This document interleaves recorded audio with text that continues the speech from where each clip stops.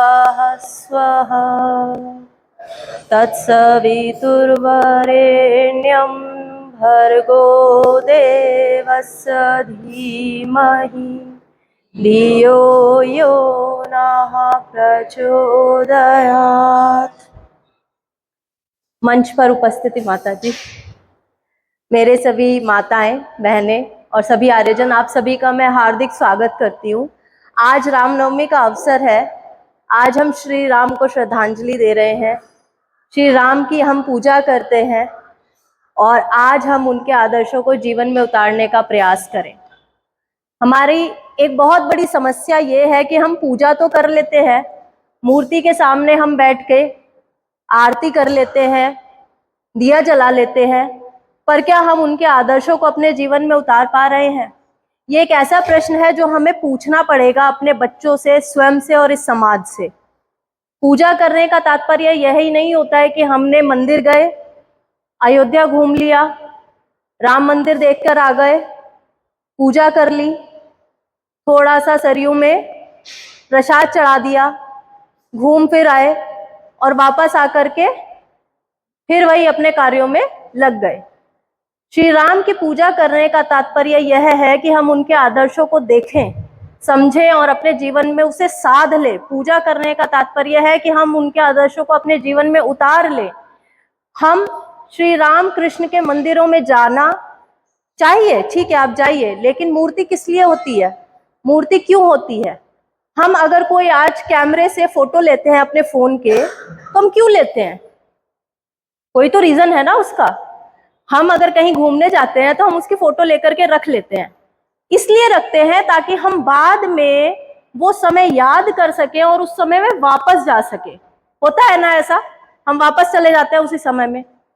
तो मूर्ति इसलिए होती है कि वो मूर्ति हमें याद दिलाती रहे कि उनका जीवन कैसा था, कैसा जीवन उन्होंने जिया, और वैसे ही आदर्श हमें अपने जीवन में लेकर के जाने हैं। इसलिए हमारे घरों में मूर्ति होती है और मंदिरों में मूर्ति है।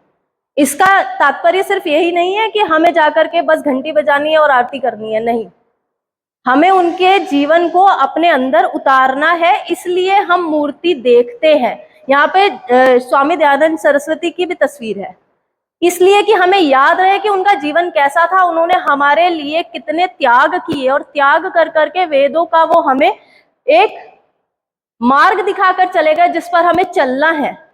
अब मैं इनकी आरती करने लगूं तो उसका कोई फायदा नहीं है, उसका कोई भी फायदा मेरे जीवन में नहीं होगा जब तक मैं उनके आदर्शों को, आर्य समाज के नियमों को अपने जीवन में ना उतार लूं। मूर्ति का और तस्वीर का सिर्फ इतना ही तात्पर्य हमारे जीवन में होता है। आज हमारे समाज में लोग सिर्फ पूजा तक ही सीमित रह गए हैं और ये बड़े दुख का विषय है कि हम मंदिर तो चले जाते हैं लेकिन कुछ वैसा करते नहीं है जैसे हमारे आदर्श हमें बताकर गए थे। आज समाज में हत्या, अत्याचार, बलात्कार, व्यभिचार इतना बढ़ गया है। होता ये पहले भी था, ऐसा नहीं है कि हमारे समाज में कभी नहीं होता था, लेकिन आज की क्रूरता का स्तर इतना ज्यादा बढ़ गया है कि जब हम न्यूज सुनते हैं तो हम सुन्न पड़ जाते हैं कि ये किसी ने इतना जघन्य अपराध किया कैसे, क्या मानसिकता रही होगी उसकी। आपके सामने अभी हाल फिलहाल में हुए 3 से 4 केस ऐसे हैं जिसको सुनकर के हमें लगा कि हम किस और ये समाज किस गर्त में जा रहा है और क्यों जा रहा है, इसके पीछे का कारण क्या है। अभी मेरठ में एक ऐसा काम हुआ, आप सभी को पता ही होगा, ड्रम केस। एक मेरठ का केस है हमारे सामने, एक स्वारगेट में बलात्कार का केस हमारी आंखों के सामने है, यूपी में औरैया का केस हमारे सामने है। ये सब हमें शर्मसार कर देने वाले केसेस हैं। कैसे हमारी नारी अपने नारित्व को छोड़ करके इतनी क्रूर हो गई है, इतना उसके अंदर से दया भाव, प्रेम भाव सब चला गया कि उसने इतना बड़ा अपराध जो है कर डाला। कैसे हमारे समाज की ही बच्चियां, कैसे उस एक लड़की ने अपने बच्ची के पिता यानी अपने खुद के पति को अपने प्रेमी के साथ मिलकर के इतनी बर्बरता के साथ मार दिया। ये कैसे संभव है? विश्वास नहीं होता है हमें, लेकिन ये हुआ है, हमारी आंखों के सामने हुआ है। ये एक नई नवेली दुल्हन आई हुई सिर्फ 15 दिन हुए हैं उसे, और अपने ही मुंह दिखाई के रस्म के जो पैसे होते हैं उससे ही अपने 15 दिन पहले किए गए शादी, मतलब अपने पति की ही सुपारी दे दी अपने प्रेमी के साथ मिलकर के। ये हम किस ओर जा रहे हैं? सोचने का विषय है कि हम इस मानसिकता की ओर बढ़ रहे हैं तो कैसे बढ़ रहे हैं। आप सभी को इसके कारण भी पता है, आप सभी को उसका सुधार भी पता है। मैं बस यहाँ पर आपको बस याद दिलाने आई हूं कि ये जो मानसिकता हमारे परिवार की जड़ों को काटती जा रही है, हम उसे कैसे रोक सकते हैं। परिवार में झगड़े बहुत होते हैं। एक शादीशुदा जोड़े में झगड़े होना स्वाभाविक है। ये सुलझा भी लिए जाते हैं, ऐसा नहीं है कि सुलझाए नहीं जा सकते। कई बार आपस में सुलझा लेते हैं, कई बार परिवारजन मिलकर के उस मसले को सुलझा लेते हैं। लेकिन समस्या तब आती है जब स्त्री या पुरुष, पति या पत्नी, दोनों में से कोई भी एक पर स्त्री गमन या पर पुरुष गमन करने लगता है। जब हम अपना चरित्र दांव पर रखकर और किसी और स्त्री या पुरुष के साथ संबंध बना लेते हैं, तब उस शादी में शादी जैसा कुछ नहीं बचता, फिर होता है तलाक।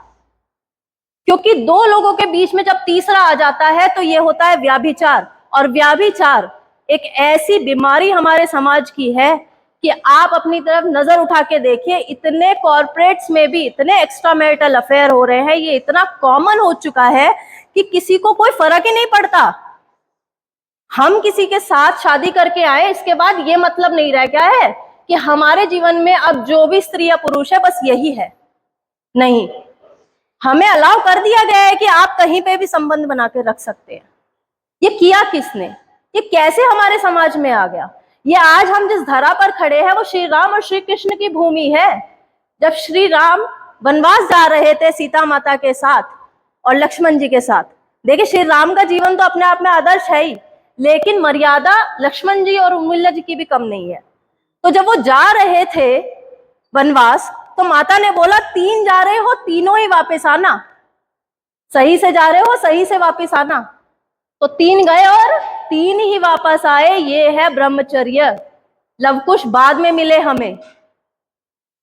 और आज उन्हीं की धरा पर, उन्हीं की भूमि पर, जिनको हम जाकर मंदिरों में पूजते हैं, जिनकी हम आरती गाते हैं, इस्कॉन मंदिर जाते हैं, अयोध्या के राम मंदिर में जाते हैं, किस मुंह से आप जा रहे हैं? अगर आपका कहीं बाहर संबंध है तो आपको खुद नहीं, आपको ये मन में आता, एक बार मन नहीं कचोटता कि हम किन आदर्शों पर चल रहे हैं और हम जिन्हें जाके पूज रहे हैं वो कैसी विभूतियां हमारे समाज की थी, कैसे आदर्श थे, कैसे महापुरुष थे। ये प्रश्न हमारे मन में आना चाहिए कि नहीं आना चाहिए?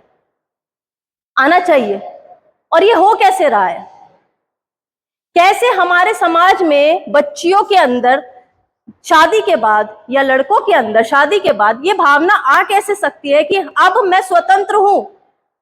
शादी का नाम, विवाह का नाम तो बंधन होता है ना, स्वतंत्रता तो नहीं होता।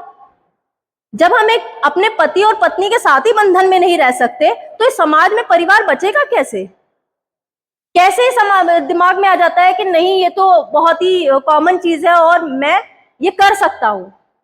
ये आया है दिमाग में क्योंकि हमारे ही कानून ने उसे अलाउ किया है। आईपीसी की धारा 497 हटा दी गई।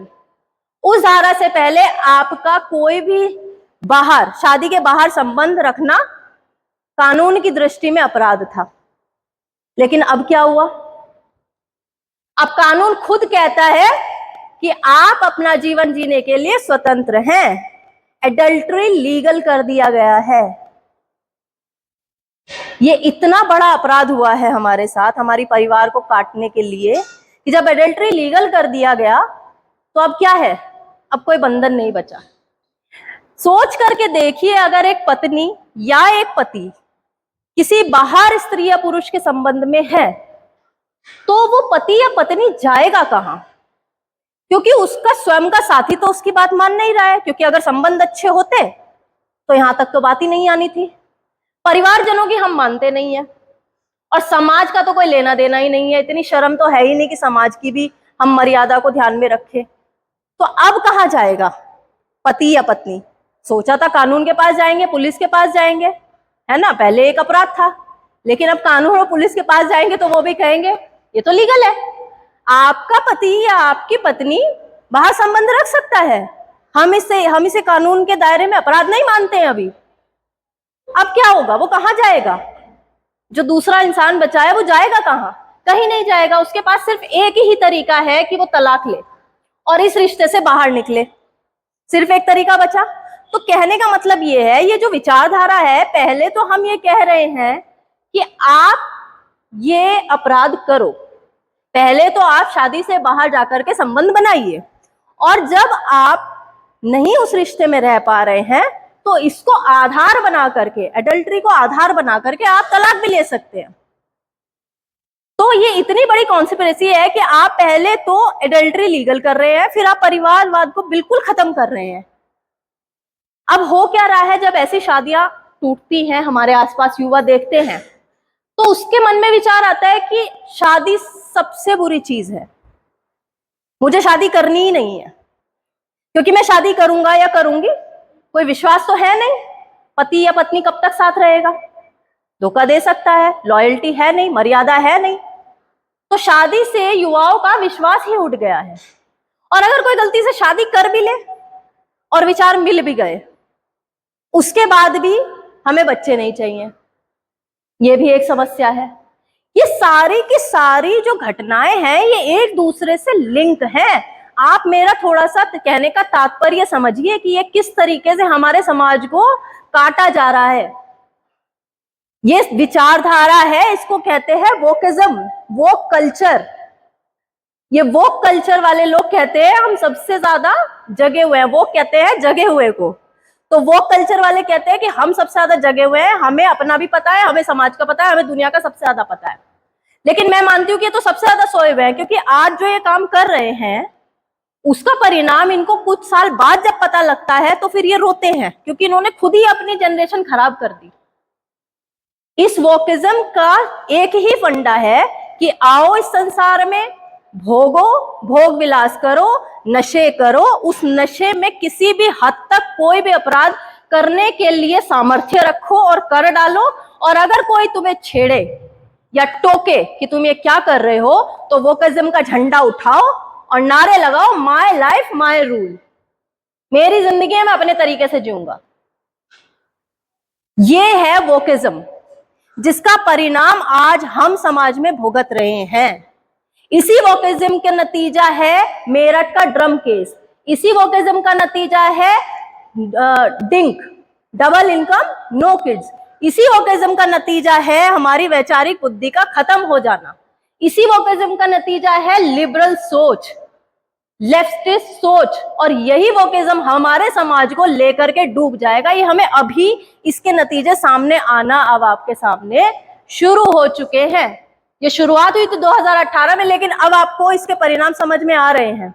अब न्यूज चैनल भर गए हैं अपराधों से। पहले अगर ऐसा कुछ हुआ होता तो उसके बाद किसी भी पति या पत्नी के पास ये अधिकार था कि वो कानून में जाकर के इसकी शिकायत कर सकता है।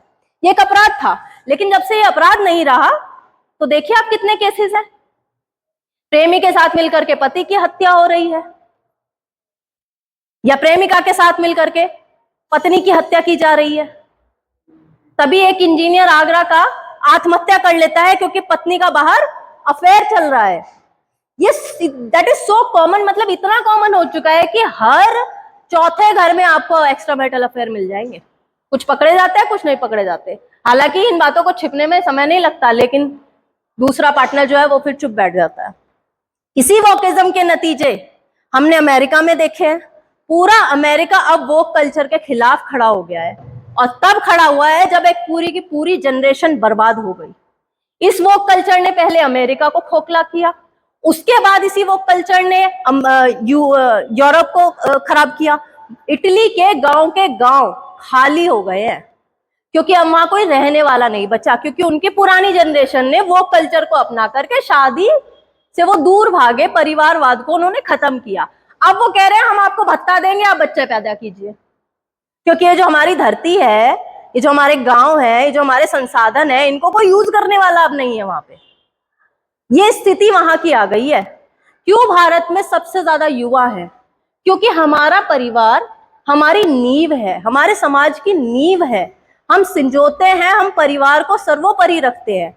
अब लेकिन क्या हो रहा है, अपने आसपास आपने युवाओं को देखा होगा कि शादी पर से उनका विश्वास उठ गया है। वो कहते हैं कि शादी तो करनी ही नहीं है, कोई मिलेगा अगर हमारे लायक तो कर लेंगे। 30, 35, 40 तक के हो जाते हैं हमारे युवा और शादी नहीं करते हैं, सिर्फ इसी डर के वजह से कि अगर शादी कर ली और पत्नी अगर अच्छी नहीं आई, तलाक हुआ, तो प्रॉपर्टी तो जाएगी आधी। यही हो रहा है ना? मैं झूठ बोल रही हूं क्या? बताइए मैं सच बोल रही हूं कि नहीं? कितने लोग सहमत हैं? हाथ उठाइए। हो रहा है? तो यही हमारे जो धीरे धीरे हमारी जड़ों को काटा जा रहा है, इसके पीछे वो जो सोच है वो है कि मैं अपनी मर्जी की मालिक हूं या मैं अपनी मर्जी का मालिक हूं। मेरा मन करेगा तो मैं आपके साथ रहूंगा, मेरा मन करेगा तो मैं एक बंधन में हूं, मेरा मन नहीं करेगा तो मैं इस बंधन में नहीं हूं। और जहां बंधन नहीं होता, जहां नियम नहीं होते, जहां कोई कायदे नहीं होते, वहां रिश्ते नहीं बचते हैं। इसी वो कल्चर ने हमारे पूरे के पूरे समाज के अंदर एक ऐसी पृष्ठभूमि तैयार कर दी है आज युवाओं के मन में कि जिसका परिणाम हम आज भुगतना शुरू हो चुके हैं और आने वाले सालों में इससे भी खतरनाक हमारे पास परिणाम आपको देखने को मिलेंगे। वो दिन दूर नहीं है जब अमेरिका और यूरोप के परिवारों जैसी हालत हमारे भारत में भी हमें देखने को मिल जाएगी। वो दिन दूर नहीं है। तो इस वोक कल्चर से हमें अपने बच्चों को बचाना है, जहां कोई नियम नहीं है, कोई कायदा नहीं है, मर्यादा नहीं है, कोई बंधन नहीं है, और इनका बस एक ही नारा है कि हम अपनी मर्जी से अपनी जिंदगी जिएंगे, हम नशे करेंगे, नशे की हालत में कुछ भी करने के लिए तैयार हैं। एक तो नशा, भोग विलास, दूसरा एडल्ट्री, ये इनके मूल मंत्र हैं। जहां मर्यादा का कोई भी काम नहीं है, जहां वैचारिक बुद्धि का ये लोग इस्तेमाल नहीं करते हैं, और अंत में आकर के परिवार इनको चाहिए ही नहीं। आजकल नए नवेले जो जोड़े हैं शादी कर भी लेते हैं तो पहले ही तय कर लेते हैं कि शादी तो हम कर रहे हैं पर हम अपनी लाइफ जिएंगे। अब लाइफ जीने का मतलब क्या है? घूमना फिरना, क्लबिंग, ठीक है, कोई जिम्मेदारी नहीं, ना पिछलों की जिम्मेदारी लेनी है, ना आगे आने वाली जनरेशन की जिम्मेदारी हमें लेनी है। ना हम अपने माता पिता को संभालेंगे और ना हम आगे जनरेशन को बढ़ाएंगे, तो हम सिर्फ अपनी जिंदगी जिएंगे। इसे कहते हैं double income no kids, DINK. ये इतनी बड़ी बीमारी है कि इसमें पति पत्नी आजीवन बिना किसी संतान उत्पत्ति के रहते हैं और दोनों घूमते हैं फिरते हैं। फिर एक एज ऐसी आती है जब 45-50 के आसपास होता है, तब लगता है कि कोई तो संतान होनी चाहिए थी, पर समय तब निकल चुका होता है। ये हमारे युवाओं की आज सोच है। तो आप लगाइए अब से 20-25 साल बाद जो परिणाम हमारे समाज को देखने पड़ेंगे वो कितने भयावह होंगे। आप चाहकर भी वो समय वापस नहीं लेके आ सकते। ये जो केस जिनके बारे में मैंने आपको बताया, आपको पहले ही पता है, ये वो उदाहरण है हमारे सामने कि इनका उदाहरण देकर के हमें अपने बच्चों को संभालना है कि अब ये सोच उनको विकृत ना कर पाए। इस वोक कल्चर से अगर हमने अपने बच्चों को बचा लिया तो हमारा परिवार जिंदा रहेगा। अगर नहीं बचा पाए तो ये वोक कल्चर, ये लेफ्ट की जो सोच है, ये हमें अमेरिका तक पहुंचा ही देगी। जैसे आज अमेरिका सब बूढ़े हो गए हैं, सबके सब यूरोप में बूढ़े हैं। आपने शायद सुना भी होगा, इंडिया में सिर्फ युवा लोगों की संख्या सबसे ज्यादा है। बाकी जितने भी देश हैं, मोस्टली डेवलप्ड कंट्रीज, सब में युवा नहीं है इतने, सब बूढ़े लोग हो गए हैं। क्यों हो गए हैं? क्योंकि उन्हें समय रहते परिवार को अपने नहीं बचाया। अब वो तो हमेशा युवा नहीं रहेंगे, सबकी एज बढ़ती है, तो अब वहां पर सब बूढ़े हैं। और बूढ़े कब तक सामर्थ्य रखेंगे? एक ना एक दिन तो जाना ही है सब छोड़ के। पूरे के पूरे गांव खाली हो गए हैं वहां पे। और यहाँ हमारे सामने तो इतनी विकट परिस्थिति है कि आप बस समाज से हटिए, बाकी सब आपका स्थान लेने के लिए खड़े हैं। तो आप ये लगाइए कि इतने सारे हमारे दुश्मन, इतने हम युद्ध क्षेत्र में खड़े हुए हैं। सबसे पहला हमारा दुश्मन आपको पता ही है, सोशल मीडिया, बच्चों का। तो उसने इतना ज्यादा उनका मानसिक संतुलन ही खराब कर दिया है कि उनको उसके सिवा कुछ और समझ ही नहीं आता। सारी दुनिया को इन्फ्लुएंसर ही बनना है। डॉक्टर और साइंटिस्ट बन के क्या करेंगे, क्योंकि उसमें मेहनत है। इन्फ्लुएंसर बनना उससे थोड़ा आसान है। तो एक तो ये, दूसरा ये वोक कल्चर कि पेरेंट्स को जवाब दे देना, मैं करूंगा, मेरी मर्जी, जो मेरा मन आएगा वो करेंगे। और बाकी के जितने भी आपके सामने खड़ी हुई हैं समस्याएं, चाहे वो धर्म परिवर्तन हो, चाहे दूसरे धर्म के लोग आपके ऊपर हावी होने की कोशिश कर रहे हो, वो सब हम लोग जानते हैं। तो हिंदू समाज के जो परिवार हैं आज चारों तरफ से परेशानियों से घिरे हुए हैं। और मैं इसीलिए बार बार बोलती हूं कि निर्माण ही इसका एकमात्र सॉल्यूशन है। कोई सरकार आपको नहीं बचा पाएगी, कोई मंत्रालय आपको नहीं बचा पाएगा, कोई धर्मानुसार पे बैठे हुए पंडित होंगे, कोई आपका परिवार आकर नहीं बचाएंगे। ये आप ही हैं जो अपना परिवार बचाएंगे। इसीलिए परिवार में पिता को अपना धर्म समझना पड़ेगा, माता को अपना धर्म समझना पड़ेगा। और माता निर्माता भवती, मैं बार बार बोलती हूँ, माताओं को उठना ही पड़ेगा। अब हम नहीं सो सकते हैं, क्योंकि आपके बच्चे ने अगर ये फैसला कर लिया कि मुझे तो नहीं करनी है शादी, तो आप कैसे मनाएंगे? किसी से भी नहीं करनी है। पहले कम से कम ये तो होता था कि अपनी पसंद की लड़की से शादी कर ली, चलो घर तो बस गया, लेकिन अब तो शादी ही नहीं करनी है। ये नई लहर है और उनके पास इस बात के पूरे पूरे तथ्य हैं। वो डिबेट कर सकते हैं आपसे कि मुझे ये पॉइंट है, इस वजह से शादी नहीं करनी है। आप देखिए अपने आसपास परिवारों के क्या हाल है। मैं नहीं चाहता कि मेरी शादी हो, मैं अपना अकेले जीऊंगा। तो ये स्थिति हमारे समाज में आ चुकी है। हमारे घरों तक ना पहुंचे ये आग, ये वो कल्चर की आग हमारे परिवारों तक ना पहुंचे, हमारे बच्चों के दिमाग में ना आए। इसके लिए हमें अभी से प्रयास करना है। इसके लिए हमें आज से ही, अभी से ही, जो भी गलत है वो भी बताइए, जो सही है उसका उदाहरण दीजिए, जो गलत है उसका भी उदाहरण दीजिए कि ये हमें नहीं करना है, ये गलत है। आप जब एक शादी में बंध गए हैं तो आप सोच समझ कर बंधे हैं। अभी तो कोई जबरदस्ती भी नहीं होती शादी में, सब अपनी मर्जी से ही करते हैं। तो जब अपनी मर्जी से कर रहे हैं तो उसी शादी में रहना सीखिए। यही दो परिवारों को आगे लेकर के जाएगा, नहीं तो लड़की पक्ष और लड़का पक्ष दोनों के परिवारों का सत्यानाश निश्चित है। तलाक एक ऐसी बीमारी है जिसको लोगों ने बहुत नॉर्मलाइज कर दिया है। उन्हें लगता है, पहले तलाक लेना एक सरदर्द हुआ करता था, अब लगता है साथ में रहेंगे तो ज्यादा सरदर्द है, इस रिश्ते पे हम काम करेंगे तो हमें ज्यादा मेहनत करनी पड़ेगी, चलो तलाक ले लेते हैं। वो आसान हो गया है। और लड़कियों ने भी बिजनेस बना लिया है। लड़कों से पैसा ऐंठने की एक नई तकनीक है। अभी साउथ का एक केस आया है, वहां पे एक लड़की का जब पता निकाला गया, पता तो चल ही जाता है, ज्यादा दिन तो छुपता नहीं है, गवर्नमेंट का काम है। 7 लोगों से अलग अलग 7 साल में, यानी हर साल एक शादी करती थी और 7 जगह से उसकी एलिमनी प्रोसेस थी और पैसे आ रहे थे 7 लड़कों से। ये किसी और दे आ रहे, फिर हम तो संस्कार उन्हें नहीं दे पाए परिवार के। तो कितने भी आप इंजीनियर और डॉक्टर पैदा कर लें, कितने भी आप साइंटिस्ट पैदा कर लें, अगर संस्कार ही नहीं है तो क्या फायदा। वैसे तो पहले से ज्यादा शिक्षित लोग हैं ना आज हमारे समाज में, ज्यादा डॉक्टर हैं, ज्यादा लोग नौकरी पे जा रहे हैं, ज्यादा लोग अच्छे से बिजनेस कर रहे हैं, बहुत शिक्षित हैं, ग्रेजुएशन तो ऑलमोस्ट सबने की हुई है, ऐसा तो कोई नहीं है जो अशिक्षित रहा हो। तो उस हिसाब से तो हमारे समाज में ज्यादा उन्नति, ज्यादा प्रगति, ज्यादा अच्छा समाज, ज्यादा प्रॉस्पेरिटी, ये सब होना चाहिए था ना। तो इसका उल्टा क्यों हो रहा है? तो कहीं तो हम में कमी रह गई है कि इतना विद्यावान होने के बाद भी, इतने शिक्षित होने के बाद भी हम अपने परिवार तक को नहीं संभाल पा रहे हैं। हमारे बच्चों में नशे की लत आ गई है। तो ये सारी समस्याएं कहां से आई?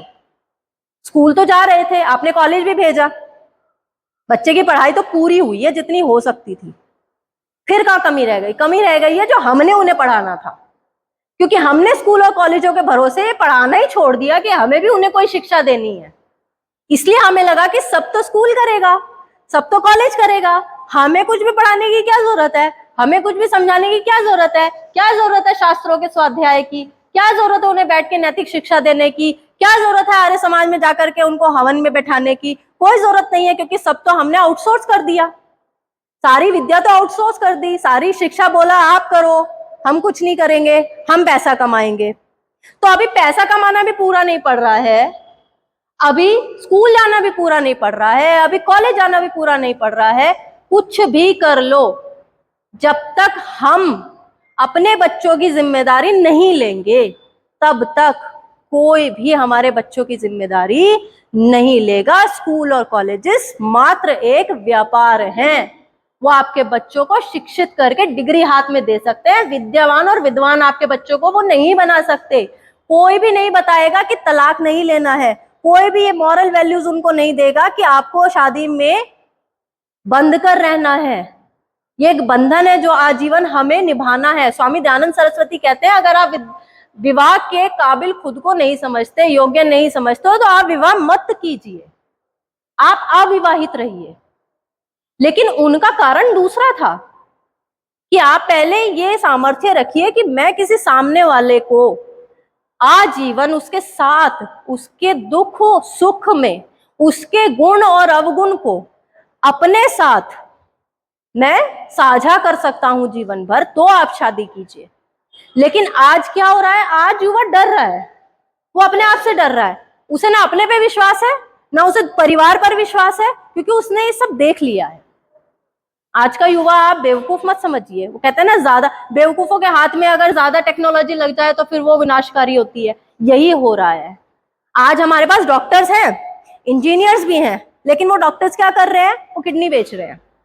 उनको पता है सर्जरी कैसे करते हैं, लेकिन वो सर्जरी कहाँ करेंगे? वो सर्जरी वहां कम करेंगे जहां पेशेंट का भला होता हो, वो सर्जरी वहां ज्यादा करेंगे जिससे धन अर्जित होता हो। तो ये समस्या है हमारी। हमारे पास डॉक्टर्स की कमी नहीं है, हमारे पास पढ़े लिखे तबके की भी कमी नहीं है, लेकिन वो पढ़ा लिखा इंसान किस काबिल है समाज के लिए, वो कितना समर्पित है, वो अपना जीवन सिर्फ स्वयं के लिए और पैसे के लिए ना जी करके समाज के लिए जी रहा है या नहीं जी रहा है, इस चीज का ज्ञान हमें परिवार से ही मिलेगा। और परिवार की नींव होती है एक स्त्री। मैं फिर बोलती हूँ, बार बार इस बात पे जोर देती हूँ, मेरा टॉपिक ही यही रहता है कि माता, आपको करना ही पड़ेगा, कोई चॉइस नहीं है। अगर आप नहीं उठी, नहीं जागी अब, तो किसी और के लिए नहीं, आपके स्वयं का परिवार का ही। अब आप देख लीजिए, आपके स्वयं के बच्चे ही बिगड़ जाएंगे। ये काम आपको किसी और के लिए नहीं करना है, खुद के लिए करना है। तो इसीलिए मैं अब अपने शब्दों को विराम दूंगी एक आखिर पंक्ति कहकर कि देख जरूरत आन पड़ी है, देख जरूरत आन पड़ी है, उठ खड़ी हो माता तू, दे दे मेरे देश को फिर से, दे दे मेरे देश को फिर से, प्रताप शिवाजी और भगत सिंह तू। श्री राम की इस कृष्ण की धरा पर फिर से संकट आया है, श्री राम की और कृष्ण की धरा पर फिर से संकट आया है। तू है निर्माता, तू है विधाता, तू है निर्माता, तू है विधाता, और गुरु इस वंशज की तू। उठ खड़ी हो फिर से, जाग जा और संभाल इस संसार को तू। धन्यवाद, आपने मुझे बहुत ध्यानपूर्वक सुना, आपका आभार है। और हो सके तो आप इसे ज़्यादा से ज़्यादा बच्चों में बताइए। और मुझे पता है कि इतना कॉमन हम इस वाली एज में नहीं है, ये शायद पहली बार सुना होगा, लेकिन बच्चे बहुत अवेयर हैं। अगर आप बच्चों को बोलेंगे ना कि वो कल्चर से बेटा दूर रहना है, तो डेफिनेटली ऐसा नहीं है कि उन्हें नहीं पता होगा, उन्हें पता है। आपको बस छेड़ने की जरूरत है। हम क्या करते हैं ना, उनके जीवन में दखल अंदाजी नहीं करते हैं, जबकि हमको टोकना चाहिए। तो आप जैसे ही उनको बोलेंगे ना कि वो कल्चर, वो आपको पूरी की पूरी कहानी बता देंगे कि ये है, ये है, ये है, और उससे हमें दूर रहना है। ये हम ही बताएंगे, अपने बच्चों को कोई और बताने नहीं आएगा। बहुत बहुत धन्यवाद।